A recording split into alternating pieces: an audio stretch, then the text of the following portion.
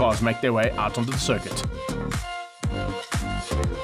Big fight in the GT3 class expected between the brothers, Giannoccaro, Ricky fighting with Gianni, but they also got a bit of a fight on there with Mark du Toit. Only man who could really spoil Gianni's day today to take the GT3 championship in this overall championship for Supercars. Supercars at the front end in the GT cars. Of course, you've got Xolile LETLAKA fighting with Dayne ANGEL. Angel coming up from Cape Town in the GT Club Sport, and of course Autohaus Angel Porsche. That's the only car that can really run with Xolile LETLAKA's pace. And as they come round now, the rolling start, it's Porsche versus Lamborghini on the front, and then the Lexus and Dodge Viper of Chris Budnick, and going side by side there with Ben Morganroot, looking for an opportunity as those lights go out. We go on board here with Angel as we head towards the lights, waiting for them to go out, and watch for the drop. Great start there from Xolile LETLAKA, but look at the power of this Porsche, absolutely blasting past and heading down towards turn when he comes across the line, and he's going to hold on to that inside line to take the whole shot. Angel wins things out. Gianni GIANNOCCARO wins things out over Ricky. On the inside comes the Trans-Africa Racing Silver Dream racer there of Jonathan du Toit, looking for a chance to maybe spoil the day there and help his brother out, because remember, his brother's Ferrari was not quite up to pace and ready for this event. He had to jump into the Z4, and that's why Mark is right at the back of the field, not in the car he'd be usually piloting. Look at this for a fight already, and oh, some tagging. Paulo Larrell going at it with Ben Morganroot and moving up to, what is that, 4th place? Yes, tucks the combined racing BMW straight up onto the inside of the Lexus from Ranfontein, and Ben Morganroot had no answer. So Morganroot drops down one position straight into the clutches of Gianni GIANNOCCARO, Jonathan du Toit, and Ricky GIANNOCCARO. This is our leader. Well, it was. Look at that, absolutely late braking coming out of Xolile LETLAKA, and into Africa Mining, Xolile Lamborghini absolutely hauls past and now gets to the front end for the first time. Can he hang on to that and keep out Dayne ANGEL? Here comes the return from Ben Morganroot, going side by side with Larrell as they head down towards turn 1. Oh no, and look at that, the turn of pace on that Porsche, but he runs wide. Oh, what a pity. Dayne ANGEL just got the drive, and he's got the top end, that's for sure, on the straight to get past the Lamborghini, but just outbraked himself into turn 1, and now we see eventually cementing that first place, Xolile LETLAKA. Budnick in 3rd place in the V10. That is a big Dodge Viper from Bucketless Racing side of things. And he's hauling up. And where is Angel going? Cutting the flowers across the circuit, destroying the outside as well, and possibly destroying his chances of a race win. He's definitely out of control there. And he's not flying the flag high there for the Porsche fans. Let's have a look at it. This is on board with him as he comes out of Hangar Sweep, one of the most difficult corners to get right, and he runs straight across the dirt and manages very luckily to get it back on track in time to get on the brakes. So that could have ended up in big tears. We've seen some massive crashes in Porsches here in the past, and unfortunately not there today, but definitely a massive luck and a turn of luck there for Dayne ANGEL to keep him off and hopefully back into the contention for the race win. The two GIANNOCCARO boys now fighting hard, and all of a sudden we've got Xolile LETLAKA, who's joined them as well in the McLaren. That 650 GT is right on the tail there of Ricky GIANNOCCARO, looking for an opportunity to get through there on Ricky if he can. A big fight on there, because he's fighting for his own class. He's in Class A, and the man he's fighting with is just up the road from him, so he's got to get through there on Jonathan du Toit if he can. Further back, nice little fight as well, coming out of Ant Blunden and Marius Jackson in the Mega Fiber, and MJR Racing Audi R8. This is Jonathan du Toit applying pressure. Silver Dream Racer from Trans-Africa Racing taking on the BISC machine of Gianni GIANNOCCARO. GIANNOCCARO just has to stay ahead of his brother and ahead of Mark du Toit, and there's a possibility that the championship in GT3s in the class for G&H Transport Extreme Supercars could be headed his way by the end of the day's racing. So Lile's got through. He's found a way through there and now starting to put the pressure almost instantaneously onto Jonathan du Toit once he got through on Ricky GIANNOCCARO.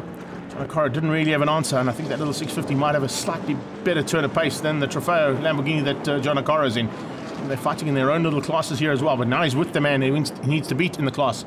Class A is Jonathan du Toit, and he's already applying pressure. Oh, Xolile has a big look there. Remember, Xolile LETLAKA has already taken a victory here at the circuit, and that was in this SAES series, the endurance series, and he's also had some successful runs on the Eastern Cape as well, being this his home territory.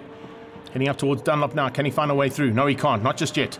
It looks like Jonathan du Toit wants to try and put Gianni GIANNOCCARO between himself and Xolile LETLAKA and just take a little bit of the pressure off the amount that's coming from XO. Across the line. Another lap completed. In the background, Blunden still keeping out the MJR Audi of Marius Jackson. Here comes Xolile LETLAKA though, using the additional straight line speed there of the McLaren, and finds a way past on that 430 Ferrari, and now puts the pressure onto Gianni GIANNOCCARO. GIANNOCCARO will be clever, maybe just let him through. He doesn't have to worry too much about XO. He's not really fighting with him in his own championship rights. And if he wants to stay at the front end and possibility of taking this championship, he won't get involved with the Class A guys. But he is, of course, not going to give this up without a fight. And this is exactly what we expected from Gianni GIANNOCCARO. Let's see if Xolile has a look into the hairpin. No, he's not quite close enough just yet. And Xolile had to actually go a little bit defensive there to keep out the attack coming from Jonathan du Toit. Du Toit is not too far behind that 650 GT. McLaren might have a turn of pace, but the old Ferrari, the 430, is definitely in with a shot here of running along with that McLaren if he can get away with him. They're starting to close in there on Ben Morganroot. Morganroot losing a little bit of ground there to Paulo Larrea. And since he's got through, he hasn't really had an answer, but you can see them going across the line there. It's not too far up the road that we can see the Lexus from the Morganroot Auto man. Across the line, another lap completed, and this, oh, looks like it could be a change up here. Look at the turn there of pace, and is he going to be good enough on the brakes? No, he's not. Gianni GIANNOCCARO using the nimbleness of that Lamborghini Trofeo to get through into turn 1 and maintain the gap between himself and XO, but XO is applying massive amounts of pressure and looking for opportunities wherever they can be found. And there's a couple of them. One of them coming up now. If he gets good drive out of Hanger, he can possibly squeeze through and slingshot past up towards the hairpin. Back on board with Dayne ANGEL as he comes out of Chevy Sweep. That's the gap. Look at the gap. It's opened up to a massive margin there for Charles Arungis. Arungis is just keeping it all together, and it looks like he's going to be taking the victory here. Dayne ANGEL about to come up and take the checkered flag as well, but the flag is going to go to Charles Arungis for the win. Dayne ANGEL will come through for second place. He'll be kicking himself for that small mistake he made earlier on. There's certainly an opportunity for him to possibly run at the front end in race number 2. Arungis, though, takes the victory and comes through for the overall victory there in the GT category of this class as well. Fantastic run there from Charles Arungis, beating out Dayne ANGEL. Chris Budnick comes through for the victory. Good effort there from him. Paulo Larrea, one of the best runs we've seen out of that BMW, beating out Ben Morganroot and Rick Larrea. And then XO finishes up just ahead of Gianni GIANNOCCARO. Let's catch up now with XO after that fantastic run in race 1. My boot, I promise you, this course is something, you know. I love being here. I love this course. Circuit is probably the best circuit for me. And me and Gianni, we always have this dice. But today, I had the best sprint race of my life. It was epic out there.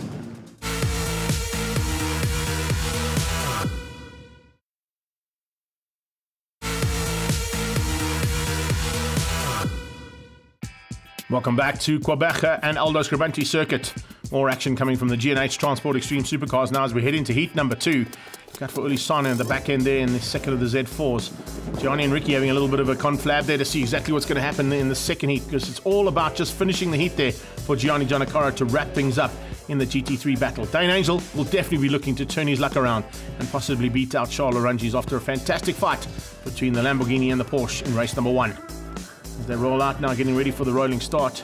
It is Arungis ahead of Angel on the front row. Budnick still looking for a chance to possibly beat the two of them as well in the V10. And I'll tell you, that little Dodge Viper down here at this circuit particularly is a very, very competitive car. But the fastest car on track is certainly behind the wheel and looking for a chance now to win things out. And that is Dayne ANGEL. We're on board with Gianni. He's just behind his brother Ricky as we head off into race number 2. Good start there from the two Lamborghinis coming alongside Rick Larrea as they head down towards turn 1. They're going to try and outgun the BMW as they can. And the combined racing BMW looks like he's going to lose out to both of those Lamborghini Trofeos as they head into turn 1. Ricky GIANNOCCARO leads things out, tucked in behind XO as they go through there. Good start from Charles Arungis. Looks like he's just behind the man though, once again in the Porsche Dayne ANGEL. The turn of pace on that Porsche and straight line speed is absolutely brilliant stuff. And the GT Club Sport boys, Devon and his team, have done such an amazing job on that car. The rebuild, of course, and of course the full build now for Autohaus Angel as opposed to for the original owner of that car. And tell you something, it is certainly a big, big monster killer. And at this point in time, it's hanging on to the front end of this field for a dear life because Charles Arungis once passed big time. He hasn't quite found a way past just yet, but I don't think he's going to wait as long as he did in the first one. He wants to try and get through there as quickly as possible. Ben Morganroot also losing ground there to Larrea. And as they go up into Dunlop, back to the front end of the field, and it's once again Arungis trying to get through. Look at the slipstream effect now. Can he get behind that Porsche and possibly get him down towards turn 1 as we go on board with Du Toit under his own bit of pressure here, heading into Dunlop. As he comes out there, he puts the power down and tries to close things down on XO. Xolile LETLAKA with a much better start than the first heat. And he's already pulled away from Jonathan du Toit for Class A honours. Can du Toit answer out of the S's now? Look at this. The pressure is certainly on. And Angel is starting to feel it. Arungis once by. I said he was going to wait a lot less than what he did in the first heat, but he's been forced to do it a little bit later than what he expected. Absolutely brilliant stuff. And the fights that are happening here. Here it comes. Eventually up to the hairpin. And there you go. Into Africa and Stradale Motorsport Lamborghini up ahead of the Autohaus Angel Porsche. And eventually making it stick. Now, let's see what happens on the straight, because that's where the Porsche has got the turn of pace. Looks like it's a little bit of a gap that he's lost there coming out of the sweep. Heading up towards the final corner now. Let's see if the Lamborghini can get the drive on and avoid being overtaken by that top-end speed. He gets good drive, drops the hammer, absolutely everything she's got now in the Lamborghini. The Porsche's coming along, but I don't know if Angel's got enough there. No, he's lost out. Angel has lost out for the first time. He comes alongside Xolile, but he's not late enough on the brakes to get through into turn one. Brilliant bit of driving there from Xolile, and Angel runs wide, under braking. It's too late, that braking, that's why. And he ran wide all on his own, so he's lost about 2 or 3 car lengths now heading into the Schaeffler S's. So a bit of a change up there for the lead, and I think Angel might just have lost the advantage now to have a go once again at the leader. Arunjis could be looking for a double victory here. They head up towards the hairpin, and that's the gap now. I think Angel realizes that he's maybe pushed that car a little bit, and in fact there might be a little bit of a problem on that car because Angel is slowing slightly. He's not going through that turn as quickly as what he like. Here's Rick Lorero taking on Xolile LETLAKA. LETLAKA much higher than what he was in the first heat, so good effort there from Exo to maintain the kind of pace he found. He had to push through the field a bit there in this first heat, so a little bit of an easier drive from him, but he's under massive pressure from the second of the combined racing BMWs, and Rick is now making him work for his money. Exo will be reveling in this. He loves a good fight out on track, and definitely going to be enjoying the fact that the BMW is making him work hard for his money. On board with Jonathan DeToy here, as Gianni GIANNOCCARO goes right behind the wing there of his brother. The two GIANNOCCARO boys now fighting for honours in GT3 class, and the Class A Ferrari on their tail, as DeToy shows us exactly what that acceleration is like on that Trofeo. And that Lamborghini now looking for a chance to get through on his brother. Can he make it stick on Rick? And I can tell you, Ricky is going to make it hard for him. He's not going to give it up without a fight. He realizes that second place in the class today is good enough for Gianni to take the championship. We'll have to wait and see if Jonathan DeToy was going to play the game as well. But DeToy wants to badly. He realizes that there's a McLaren up the road that is too far right now to catch, but he's not going to give up the fight here that he's enjoying with Gianni GIANNOCCARO, and I think Gianni GIANNOCCARO is enjoying it as much. It is allowing Ricky GIANNOCCARO to get away ever so slightly, so the two Lamborghinis, they're split by about 4 or 5 car lengths. That's due to the fact that there's so much defensive driving coming out of Gianni to keep out Jonathan DeToy. All problems. Rick Lorero on the sideline. That's going to give Exo a huge margin now. Lorero pulls to the sideline. Looks like a back left is gone. Yeah, back left tyre punctured there, unfortunately, on the BMW. And he has to go and park it on the sideline and out of race number 2. Coming into the closing stages now, Gianni GIANNOCCARO under massive pressure from Jonathan DeToy. The 430 Ferrari should have the pace to get past that Lamborghini Trofeo, but at this stage, Gianni is not letting anybody by. He wants to hang on to that second place in his class, and it's probably about 8th place overall that he's sitting at the moment, ahead of Jonathan DeToy. DeToy, though, wants by. He's not going to hang back. He is going to keep that pressure on and try and force a mistake. Or possibly see that Gianni says, right, enough's enough. I don't have to fight you. You're not in my class. And let's see if that's going to be the case. The BISC machine taking on Trans-Africa Racing's top man here, Jonathan DeToy. Remember, Mark DeToy further back in the field didn't quite get onto the circuit for the second one. Had a bit of a problem in the Z4. So it is basically Gianni's opportunity to lose here. And by opening up that door, he's realized that he doesn't have to fight with Jonathan, and he's going to just hang on for second place. Second place is well and truly good enough to take the GT3 championship for 2021. Checkered flag coming out, though, for the race victory here. And second race victory is going to go once again to Charles Arunjis ahead of Dayne ANGEL. ANGEL closed in on him, but I think Arunjis might have just rolled out there on that last lap. Dayne ANGEL in second place, and Paulo Lorero comes through for third. Good effort there from Blunden and from Marius Jackson to finish up in their respective classes at the top end. Arunjis from ANGEL, Lorero, Budnik, Xolile LETLAKA, Jonathan DeToy, Ricky beats out Gianni, and Blunden and Marius Jackson making up the top 10. Let's catch up with Dayne ANGEL and see how awesome that fight was with the Lambo. Yeah, 100%. It was a much closer race. We found a bit of time in the car. Unfortunately, he just pipped us at the end. Made a small mistake through hanger, which allowed him to get through. But yeah, overall, very happy with the pace. Hopefully, we'll find 1 or 2 small things and come back even stronger for race 3.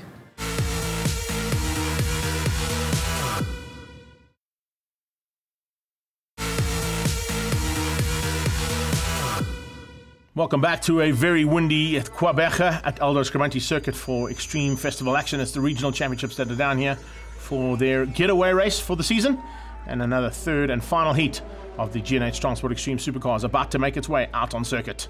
A couple of guys with some changes to be made to the cars. You can see Ben Morgenroot underneath that Lexus trying to find a little bit of extra power to take on Paulo Lorero and Rick Lorero in the BMWs, and possibly take on Chris Budnik in the big V10 Viper. Exo's had a fantastic day. That man has got to literally just finish up this race, and he'll take the GT3 championship. Gianni GIANNOCCARO looking to do that now and maybe beat out his brother, because he is just alongside him as they come across the line to start the third and final heat of G&H Transport Extreme Supercars. One car notably missing is the Porsche of Dayne ANGEL. Looks like there's a bit of a problem in that car. They weren't able to get it sorted out, and he will not start the third and final heat, which is a big pity and a big loss to the front end, which means that Xolile LETLAKA has got a possibility of 3 very easy, well, 2 hard-fought ones and 1 very easy victory here in the third and final heat. Budnik with a good start. He gets up to third. Morganhood hangs on and keeps the third place battle up for grabs. Oh, yeah, nice move there from Budnik. He squeezes out Morganhood and gets up into second place by the time they got there. Oh, in the background, you can see Jonathan du Toit getting a little bit out of shape to the Ferrari. Yes, getting a little bit of a helping hand there, I think, from one of the cars. I'm not quite sure who it was, but du Toit gets looped out as they head towards turn 2 and the first part of the S's. Budnik is second, Morganhood is third. Leroux looking for that third place into the hairpin. Has a big look. Rick Leroux there. Has he got some damage on the front end of that car? Was it possibly Rick Leroux that came together there with Jonathan du Toit? I think it might have been. Not quite sure what happened there, but we'll have a look and see if we get that again.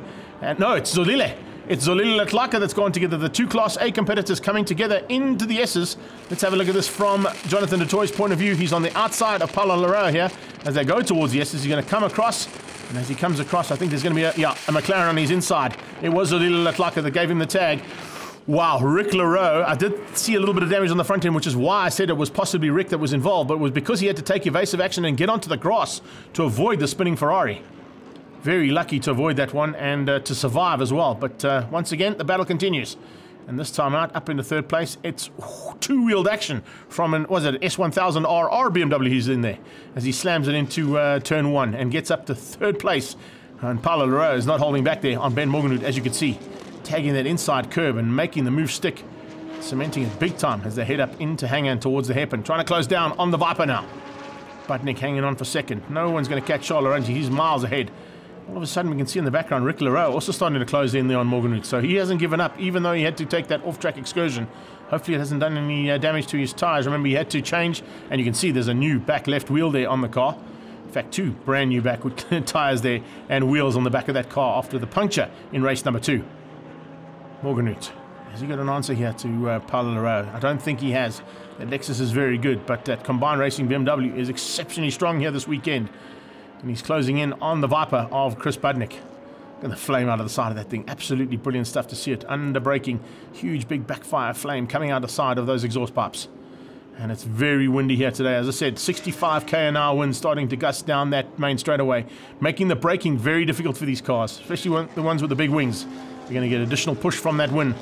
And that wind is going to make for very difficult outbraking maneuvers into turn 1. They're going to have to set things up here, maybe at the hairpin or possibly into the final corner if they want to make any of these moves stick in the latter part of this third and final heat. Morganhood is definitely closing. And it's because that BMW just ahead of him is being caught up now by Budnik in the Viper. So it's a bit of a concertina effect here between these 3 cars. The Viper holding up that pack, and it's turning into a bit of a 3-way fight here. They're coming up on the recovering Jonathan du Toit after that spin. He's a long way at the back of the field, but du Toit will realize that the cars are coming through, possibly give them a little bit of room to play. He's not going to get too hectically involved here in a battle that could end up being as good as this. Oh, there you go. Leroux on the inside, and he gets through once again on the S1000RR, using that inside curve and 2 wheels through turn 1. Brilliant stuff there from Paulo Leroux. And he's now moving himself up rapidly into second place. Incredibly up to second place overall. Something we didn't quite expect. Gianni GIANNOCCARO, he leads things out in the GT3 battle. He's got his brother Ricky behind him. And it's not over yet between those 2. No love lost between the 2 of them. There's always a big fight on between the 2 brothers. And no rules for those 2 in terms of what would happen on track other than taking each other out. It's every man for himself once those visors go down, that's for sure. Ricky, I think, realizing though that the battle has been good all season long, but the war is about to be won here from Gianni's side of things, and he'll be taking the GT3 honours due to the fact that Mark du Toit did not start this final heat of the day. So there'll be formation flying here for the 2 G&H Transport boys, running their respective colours, and of course the 2 other colours, E-Trek Gini and BISC from that stable. As they head up towards the final corner, nice little formation flying from the 2 of them there for sure, as they're putting on a show here. And starting to get into the closing stages. Brilliant stuff from the 2 boys, and they are certainly great contenders in that GT3 class. This has also been a fantastic run from the MJR and Mega Fiber Audi. And Marius Jackson looking for a third and final victory in his class ahead, or he's trying to get ahead of Ant Blunden, but Blunden is going to be looking for his class victory of his own in the Porsche. Brilliant stuff there from Ant Blunden too. Very, very dominant little Porsche there, and some great battles have happened all season long. This has been a superb day's racing, despite the wind, here for G&H Transport Extreme Supercars. Who is going to have the final say here? Gianni is not going to allow Ricky through, but he may have to if this Lamborghini catches them.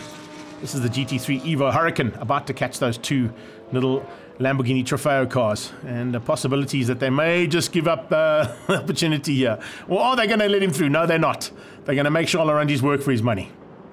Ricky eventually pulls to the sideline, coming out of the hairpin, and I think Gianni were doing the same thing as they head up towards Dunlop Corner. Good possibility here that, well, the battle's been won, the war has been won as well, and there's still a fight on for Class A honours and GT3 honours as well, as eventually Xolile LETLAKA gets around the outside and heads towards the checkered flag. So they're going to make the Giannoccaro boys do one lap less. They'll be happy about that. And Gianni is going to come through. How's that for Lamborghini formation flying across the line?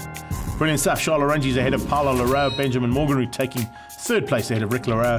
And then it's Chris Budnick and Gianni Giannoccaro beating out Ricky Giannoccaro, Ant Blunden, Marius Jackson, and Jonathan du Toit eventually survives to 10th. Let's catch up now with your new GT3 champion, Gianni Giannoccaro. Oh, you know, it's been 5 years. It's been long. Yeah, I couldn't have done it without my wife, my team behind me, Segan, Leroy, my mate Warren. They've all been behind me, and it's surreal, to be honest. I've given it a bash for 5 years solidly, and to walk away as GT3 champ this year, I'm stoked. My brother did well in the second race. He kept me honest. I had a small issue on the front left, but it's racing, you know. Going through turn one, I managed to get around him when Xolile and John had a bit of a touch, but like I said, the rest is history. Now we're going to Swartkorps and we fight for overall, you know, for the overall extreme. So yeah, I'm stoked. I'm lost for words, but yeah, big thanks to everybody that's been behind me this year.